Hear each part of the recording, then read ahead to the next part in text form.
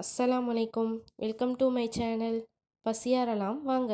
நம்ம சேனலை இது வரைக்கும் சப்ஸ்கிரைப் பண்ணாதவங்க சப்ஸ்கிரைப் பண்ணிக்கோங்க. பெல் ஐக்கானை தட்டி வச்சுக்கோங்க. அப்போ தான் நம்ம போடக்கூடிய வீடியோஸ் உங்களுக்கு நோட்டிஃபிகேஷனாக வரும். பசியாரெல்லாம் வாங்க. நம்ம சேனலில் இன்றைக்கி பார்க்க போகிறது எண்ணெய் கத்திரிக்காய் குழம்பு எப்படி ரெடி பண்ணலான்னு பார்ப்போம் வாங்க. அதுக்கு தேவையான பொருள் 2 தக்காளி எடுத்திருக்கேன், சிறிதளவு சின்ன வெங்காயம் உரித்து எடுத்திருக்கேன், அதுக்கு வேர்க்கடலை தேவையான அளவு தோல் உரித்து எடுத்திருக்கேன், தேங்காய் இதுக்கு இந்த அளவு சைஸில் ஒரு 4 பத்தை எடுத்து நறுக்கி வச்சுருக்கேன். இது எல்லாத்தையும் அரைச்சி எடுத்துக்கிடுவோம். இப்போ கத்திரிக்காவை நீங்கள் எந்த கத்திரிக்காய் வேண்டாலும் எடுத்துக்கோங்க.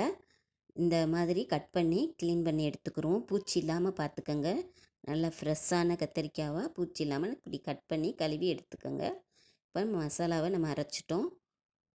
ஒரு 3 ஸ்பூன் குழம்பு மிளகாத்தூள் போடுறேன்னா 3 ஸ்பூன் குழம்பு மிளகாத்தூள் போட்டுட்டு சிறிதளவு மஞ்சத்தூள் போடுங்க. தேவையான அளவு போட்டுக்கோங்க.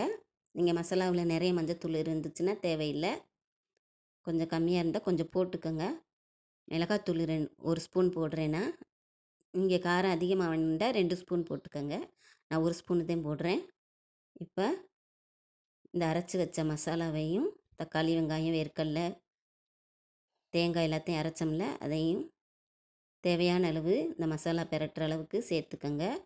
இந்த மசாலாவுக்கு தேவையான அளவு உப்பு போட்டுக்கோங்க. உப்பும் போட்டு நல்லா மசாலாவை பிணைஞ்சிக்கோங்க.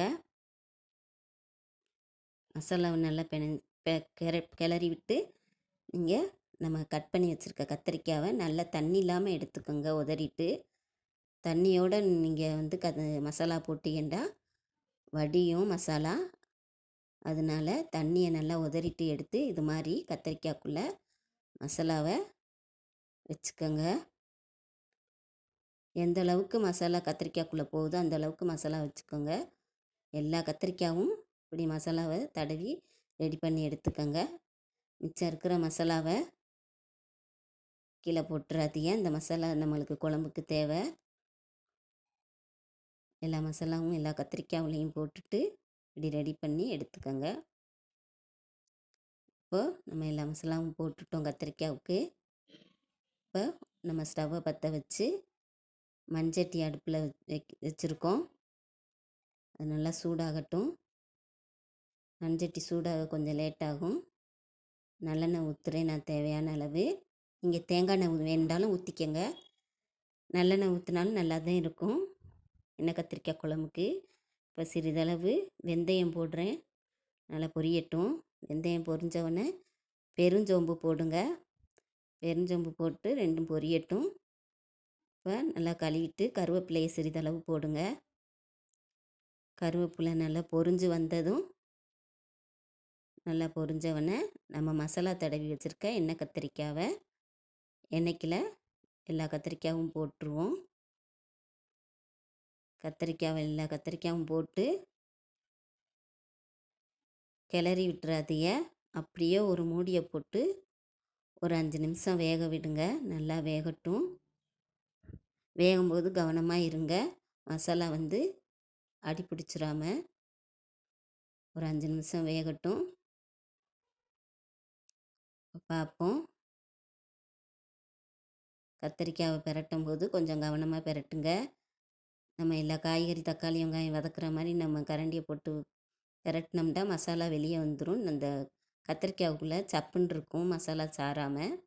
நம்ம முழுசாக போடுறோம்ல கத்திரிக்காய், அதனால் நல்லா கத்திரிக்காய் மசாலாக்குள்ளே நல்லா வேகட்டும். மெதுவாக திருப்பி நல்லா வேக விடுங்க. இன்னும் கொஞ்சம் வேகட்டும். நல்லா வெந்தவொடனே இப்போ பாருங்கள், நம்ம கத்திரிக்காய் நல்லா எண்ணெய் கத்திரிக்காய் நல்லா வெந்து வந்துடுச்சு. இப்போது நம்ம இருக்கிற மிச்ச மசாலா இருக்குல்ல, அந்த மிச்ச மசாலாவை சேர்த்துக்குருவோம். கத்திரிக்காயோட மிச்ச மசாலா எல்லாத்தையும் போட்டுட்டு நான் ஒரு எலுமிச்சம்பழம், ஒரு நெல்லிக்காய் சைஸ் அளவுக்கு புளி ஊற வச்சு கரைச்சி வச்சுருக்கேன். அதில் தேவையான அளவு ஊற்றிக்கிடுவோம். நீங்களும் புளி தேவையான அளவு ஊற்றுங்க. ஊற்றிக்கிட்டு நம்ம ஃபஸ்ட்டு மசாலாவோடது உப்பு போட்டோம். இப்போ உப்பு போடலை. அதனால் தேவையான அளவு உப்பும் சேர்த்துக்கோங்க. தண்ணி எந்த அளவுக்கு வேணுமோ அந்த அளவுக்கு ஊற்றி உப்பும் தண்ணியும் போட்டு நல்லா கிளறி குழம்பு எந்த அளவுக்கு வேணுமோ அந்த அளவுக்கு வச்சுக்கோங்க. கிரேவி உங்களுக்கு இன்னும் கொஞ்சம் கம்மியாக வேணுன்றாலும் கம்மியாக கிரேவி வச்சுக்கோங்க. இப்போது நல்லா நம்ம மசாலா வாடை போகிற அளவுக்கு மூடி போட்டு வேக வைப்போம். கத்திரிக்காய் எண்ணெயில் தான் முக்கால்வாசி வெந்துச்சு. இன்னும் கொஞ்சம் வேகணும், மசாலா வடையும் போகணும். மூடி போட்டு நல்லா வேக வச்சு எடுத்துக்கோங்க.